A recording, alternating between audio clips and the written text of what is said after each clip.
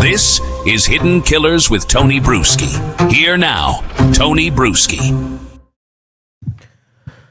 They said she lied about everything.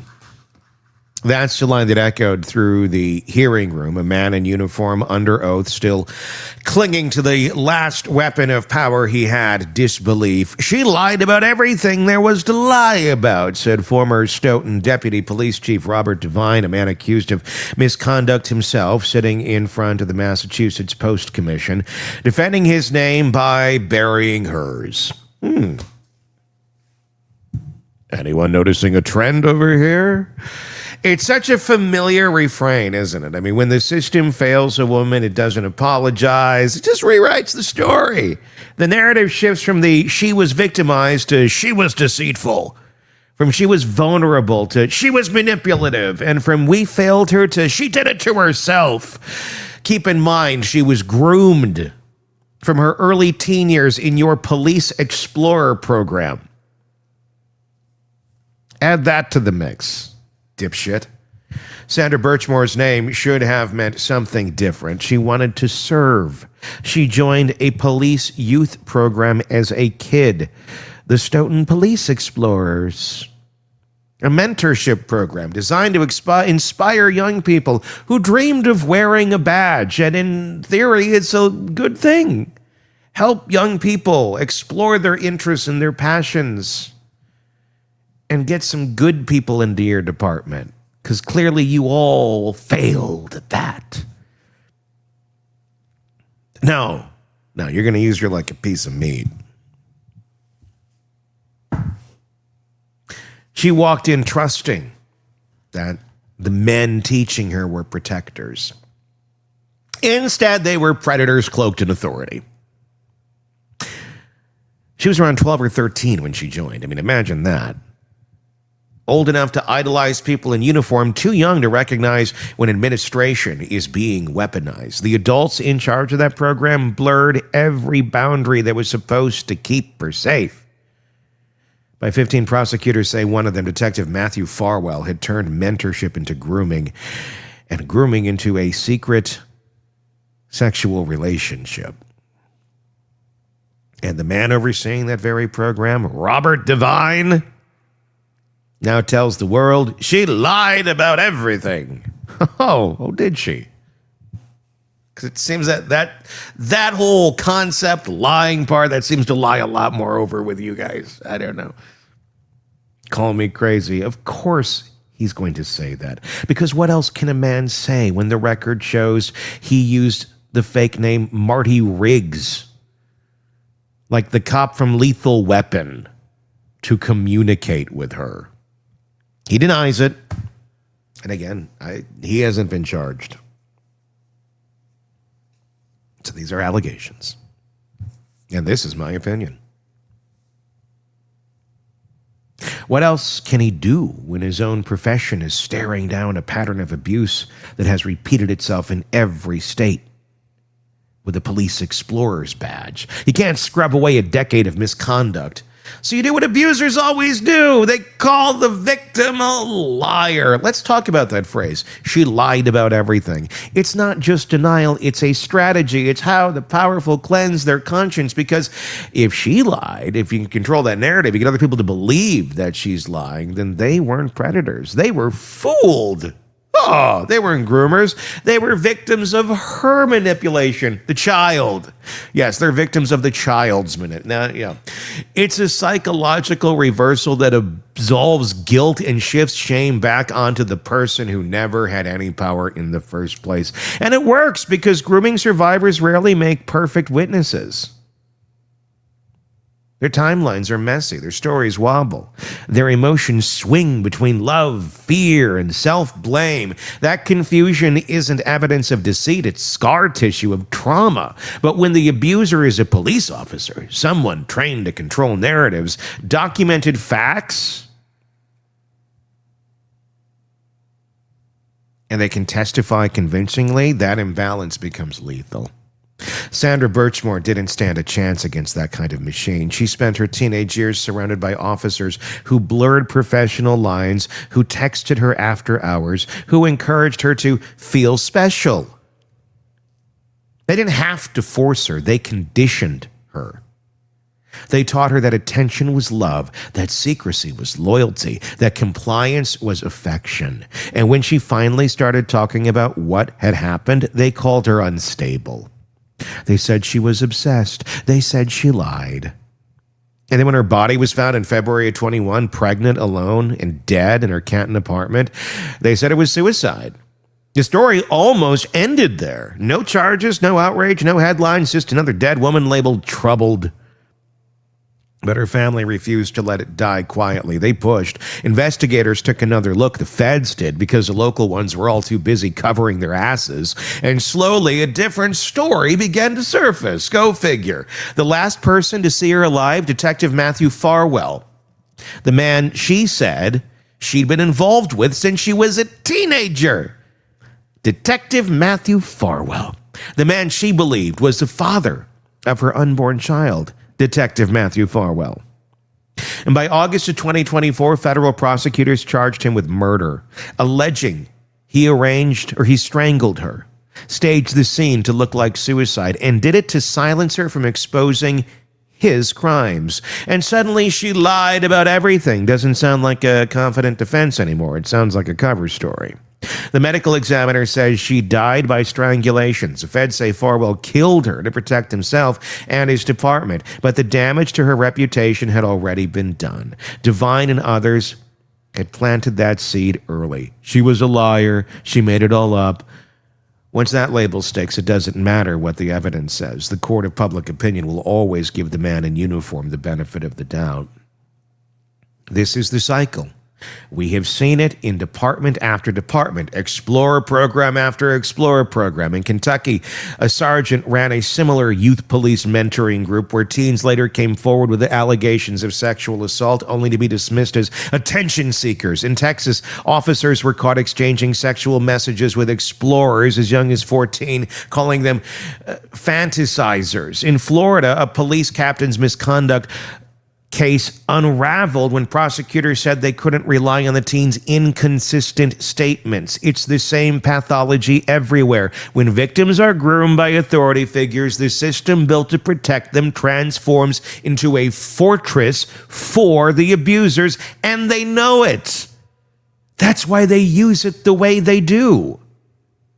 Sandra Birchmore's case didn't happen in a vacuum. It's part of a lineage, a chain of institutional betrayal that hides behind the badge. Grooming inside law enforcement isn't new. It's just rarely prosecuted.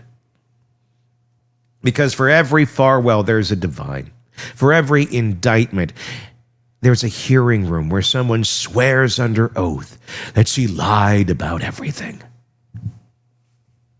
But think about what grooming actually does to the mind. It teaches the victim that truth is dangerous. It teaches them that speaking up will cost them love, belonging, safety, everything. And by the time a victim tells the truth, she's already been trained to sound unreliable. She hesitates, she backtracks, she second guesses, and the abuser sits there, arms folded, waiting to pounce.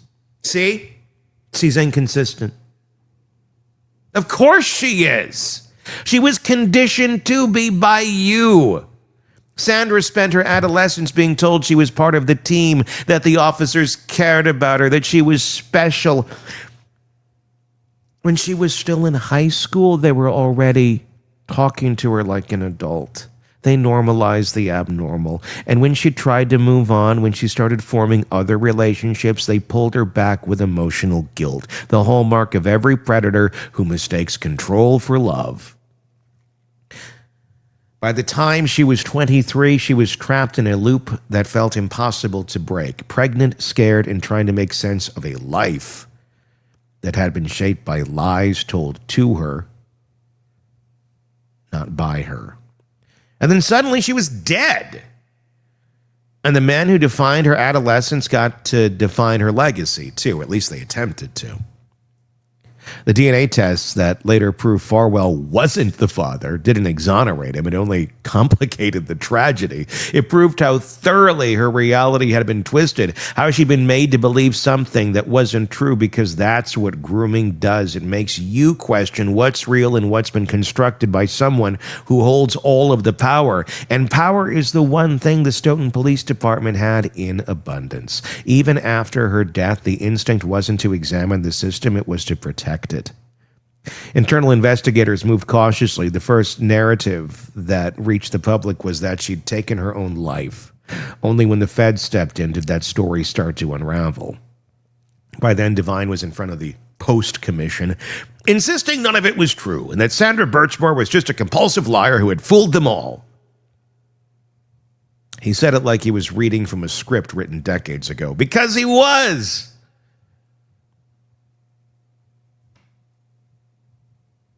From scandals to explorer programs in the Midwest, the same language has echoed in every case where police power intersects with predation. She was unstable. She made advances. She wanted it. She lied. It's the hymnal of impunity. But here's the truth. Devine didn't say out loud. The state's oversight body didn't buy it. They said they had evidence to the contrary.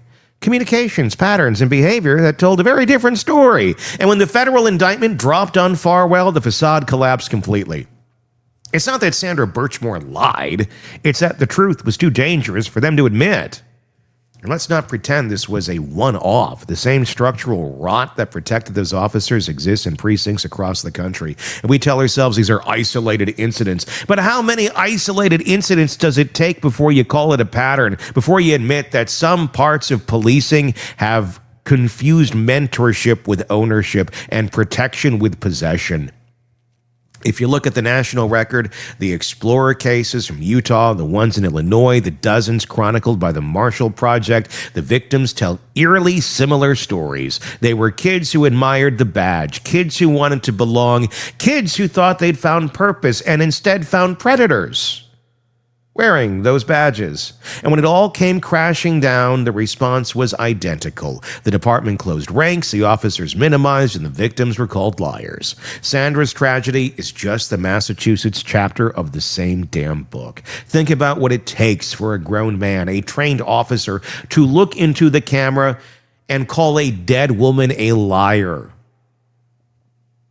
To do it publicly, to use her memory as his shield. That's not just moral bankruptcy, that's institutional conditioning.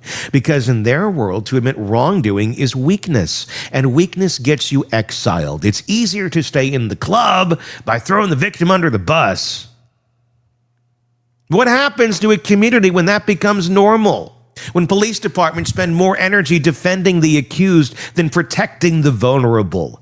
You get what we have now, a public that doesn't know who to trust, a generation of young people who see the badge and feel fear instead of safety, and families like Sandra's grieving, angry, still waiting for justice that should have come years ago. Let's rewind to that post-hearing again. The moment Devine said she lied about everything. Imagine how many times Sandra must have heard that in her life. Maybe from the same men who groomed her. Maybe from the voices in her own head after years of manipulation. It's the phrase every survivor fears most because it erases them completely. It tells them that their story never existed. But here's the irony. The people who accused her of lying are the same ones caught in a web of their own deceit. They lied about mentorship. They lied to investigators about boundaries. They lied to themselves about being good cops. They lied to the public about how a pregnant young woman ended up dead in an apartment that looked too neat, too staged, and too convenient. Sandra Birchmore's truth didn't fit their report, so they redacted it. And that's why stories like hers matter. That's why we tell them, because for every Sandra whose name makes the news, there are dozens of others whose cases are quietly filed away under unsubstantiated, no credible witness or officer cleared. The victims who don't die are often the ones who carry the quietest scars. The ones who learn that justice has a price tag. And if you accuse the wrong man with the right badge, it costs a lot. Credibility.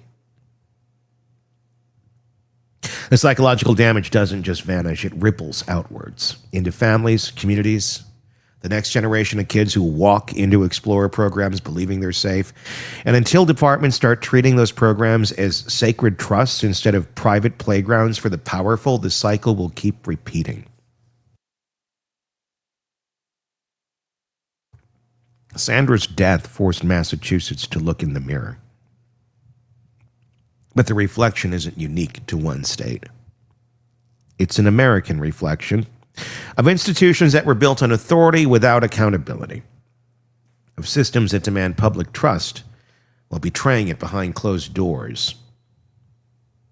Every time an officer like Devine says, "She lied about everything," he's not defending truth, he's defending hierarchy. Because the moment you admit a cop can be a predator, the illusion of absolute authority cracks. And for some men, that illusion is more important than any woman's life. So they'll keep saying it. They'll keep repeating the mantra. They'll keep hoping that repetition will sound like reality. But it won't. Not anymore. Not when the evidence contradicts their every word. Not when the public has learned to read between the lines of press releases. Not when women like Sandra and the families who refuse to let them be erased keep forcing the truth into the light. She wasn't perfect, none of us are, but she deserved better than this. Better than a system that let her be groomed as a child, silenced as an adult, and discredited after death. She deserved a department that valued her humanity more than its reputation. What happened to Sandra Birchmore isn't just the story of one woman's betrayal. It's a blueprint of how power protects itself. And until the people in uniform start holding each other accountable, until departments stop hiding behind phrases like isolated incident and start naming it what it is, we'll keep seeing more Sandras, more hearings, and more men swearing under oath that the woman lied about everything. But we know better. We've seen too much. And no amount of denial, no badge, no courtroom testimony can change the fact that Sandra's truth outlived her. And that's what terrifies them most. Because when the lie finally collapses, all that's left is the truth they tried to bury. And that truth has a name. And in this case, it's Sandra Birchmore. Give me your thoughts in the comments section on YouTube. If you're not already there, check it out. Just search Hidden Killers with Tony Brueski. Press subscribe wherever you're listening to, please, so you don't miss any of our coverage and commentary on this and the many cases we follow for you right here at the Hidden Killers podcast and True Crime Today. My name's Tony Brueski. We'll talk again real. Want more on this case and others? Then press subscribe now and don't miss a moment of true crime coverage from Tony Brueski and the Hidden Killers podcast.